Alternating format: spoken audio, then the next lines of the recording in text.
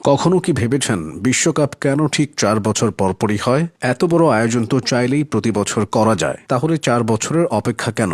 এজন্য ১২৬ বছর পেছনে ফিরে যেতে হবে। ১৯০০ সালে অলিম্পিকের দ্বিতীয় আসরে আনঅফিসিয়াল স্পোর্টস হিসেবে জায়গা করে নেয় ফুটবল, কিন্তু সেই আসরে ফুটবলের জনপ্রিয়তা ছাড়িয়ে গিয়েছিল বাকি সব ইভেন্টকে, যে কারণে তার ঠিক ৪ বছর পর অলিম্পিকের বলয় ভেঙে ৭ দেশ মিলে তৈরি হয় ফিফা, যাদের লক্ষ্যই ছিল অলিম্পিকের বাইরে নিজস্ব একটি টুর্নামেন্ট করা, কিন্তু বিভিন্ন কারণে সেটা বাস্তবে পরিণত হচ্ছিল না। ১৯২১ সালে ফিফার দায়িত্বে বসেন সাবেক ফরাসি সেনাপ্রধান মোজে জুলে রিমে। তার হাত ধরেই প্রাণ ফিরে পায় ফিফা। সে সময় অলিম্পিকের সঙ্গে বনিবনা না হওয়ায় অলিম্পিক থেকে বাদ দেওয়া হয় ফুটবলকে। সেই সুযোগটাই লুফে নেন জুলে রিমে। ১৯২৮ সালে নেদারল্যান্ডসের আমস্টারডামে প্রথমবারের মতো সিদ্ধান্ত হয় মাঠে গড়াবে ফিফার নিজস্ব টুর্নামেন্ট। ৪ বছর পরপর হওয়া অলিম্পিক ফরম্যাট তখন সর্বজন স্বীকৃত।